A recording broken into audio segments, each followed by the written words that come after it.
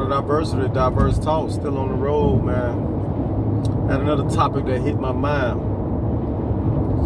Shout out to Chopping Down Entertainment. Shout out to Hard to Help a Hand nonprofit organization.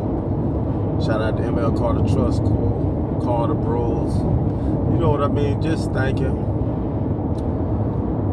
It's just one of those things where you be thinking to be some real shit. You thinking with yourself all the time. I'm very self-involved. I might be selfless and not selfish, but when I am, consistent and being conceited with myself, I think a lot, and that's all the time.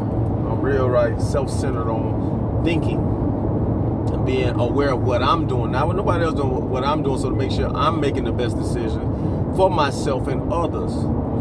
So, like they say, you can't help nobody until you help. It's real, because you don't want to be damaging or bring more controversial problems to others when you're trying to help. And I learned that from being so helpful and selfless with others my entire life.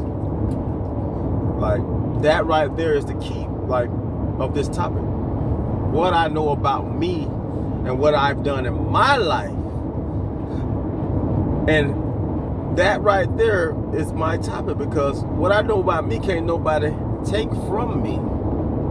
Whatever I've experienced can't nobody take from me. When I die, it's gonna go with me, my experiences. So, like I said, give me my roses while I'm alive. Give me my roses while I'm alive. Like on some real positive, vibrations. My experiences were great. And I had ups and downs in my life, like every human being, because we are human, God's kids, you know what I mean? We baby gods, but we kids of God, and we're humans of human parents.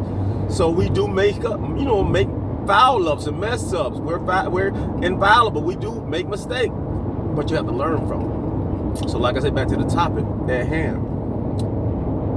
Give me my accolades and rewards for why I've been on this earth, and give them to me while I'm still here. Don't wait till I die and then say I was a good person, because I already know I'm a good person.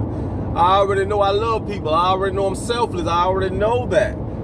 But there's nothing wrong with other people, and especially people you love or who you deal with daily, showing their love and affection and support to you for being great to them and being their aid and supplement, being compatible with them and assisting them all the time when they need you.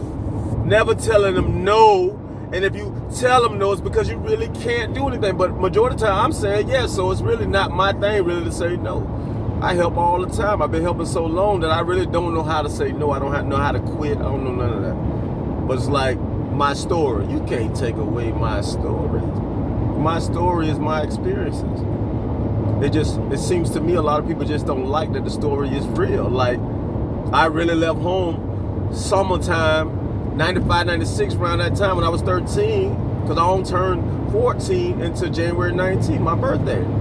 So I really remember this because I ended up getting my first charge, loitering and prowling with burglary tools at 13 years old, because they took me in the back with the judge and asked me, did I have an issue that I had to sit and wait in the courtroom for somebody to get me, because at this time I wasn't living at East State with my father. I was, trying to find my place out there in the streets. I had burglary tools, ready to steal a car. So they took me late night, 3, 4 o'clock in the morning, because I was on Palm Beach trying to steal a car. Like, you can't take these stories. I left home, summertime, 13 years old. I remember this. I ain't run away. I left. Me and my dad had got into a fist fight.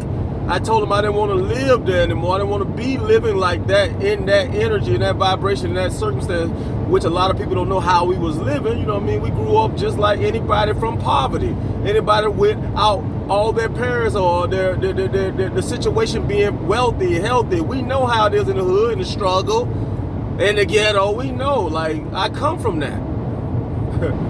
Can't change my story, man. I really left home as a young man. I'm in my 30s, but the truth of the matter is I survived. Can't take that away that I was trapping at a young age. You know what I mean? Like, come on, man. You can't take away from me that we were making money, tens of thousands of dollars. Man, come on. You can't take that away from me. We were helping everybody, feeding families, and we was just doing this. Teenagers. Drove my first car, bought my first car 15 years old. Started buying, listen, man. I just laugh because see, like people are mad about my story. My hood is not that big. My city not that big. So you know this. You know where we've been at. You know what we done. Royal Palm. You know Fort My Belmont, Madison Street. You know East State, Harlem Lake. You know where we've been at because we didn't just stay there for a few months. We stayed there for years. Each time we was there for a long time. So if you've been in the hood and you from the hood, then you know us because we've been there. Nobody ran us away from our places of, business. Ever. We the motherfuckers running people away. That's a fact. Fact check that. The problem is people don't like the story. They're mad about the story because they weren't involved, and if they were involved, they didn't run shit. There was nothing they could do about it because we some solid stand-up dudes. You wasn't for to take none, you wasn't for to do nothing to us. So, truth of the matter is, I just remember who I am, and I always stand on who I am. I know what the problem is. I know what the problem is. You know what I mean? The problem is you. It ain't me. You got a problem with yourself. You jealous. You envious inside of yourself. I'm going to keep doing me being great. But nobody can change who I am. Nobody can change my story. I got Little Creeper tatted on me when I was 15. Me and my brother Tony went to this Mexico, over there in Sunrise Tower. And we got tattoos, man. I remember that he was doing tattoos in Sunrise Tower, man. I remember all that. Little Creeper. I got Little Creeper. I got Confusion. I got all that tatted on me when we were 15, going on 16, man. So it's funny, you know what I mean? I ain't taking nowhere else. People used to call me Little Creeper. My Uncle Derek know that everybody, my brother Ma, everybody. They used to call me Creeper because they call me creeping ass nigga, always being everywhere. Always popping up at the right time. Being on every side of town. Come on, man. I ain't make that name. They used to call me this shit all the time. So I just tatted it on me. Come on, man. We're talking in the 90s. You talking about I had a bracelet I paid $4,000 for in 2003, man, that said creep on it. Each one of them letters cost me over $100. Big Cuban link bracelet, man, solid, with a plate. Come on, man, I ain't trying to make this up. This is my story, real story. Hoes know. Hoes was there when I was buying jewelry. Hoes know when they wore my jewelry. Dudes know when they wore my jewelry. Going to the club, I ain't saying no name. People know the story. I got many stories, man. Trapping everywhere, bumping hard everywhere, making plenty money a day, man. Making so much money, you wouldn't believe me if I told you. Like, come on, man. You can't take my story. I am Creep Carter, man. I ain't taking nobody else rep. I ain't worried about what nobody else did. Stepping down on nigga, we been doing that. Putting fire on nigga, we been doing that. Shooting at a bit, we been doing that. Come on, man. I done been in situations that people don't even know about, man. Done been shot at. Done shot back at people. Done went looking to hurt people, kill people. Done did all type of shit you don't even know. But the truth of the matter is, that's not what I'm bragging about. That's not all I'm rapping about in my music because, man, listen, all that shit ain't meant to be exposed. It's a fact, man. Like, people know who you are. I ain't got to pretend who I am. I ain't got to pretend where I come from. Like they say, it's always a witness. It's always somebody watching. But what the problem is enemies in disguise around here trying to distort your story, but you can't change the story. No matter what you say, because the people that was there, they're going to be like, nah, man, I don't remember like that because, I remember this and this and this. They going to tell you the real story, but you going to be in your feeling because you know you lying and they telling the truth. That's all I'm trying to say, man. My story is real. I ain't got to be fake.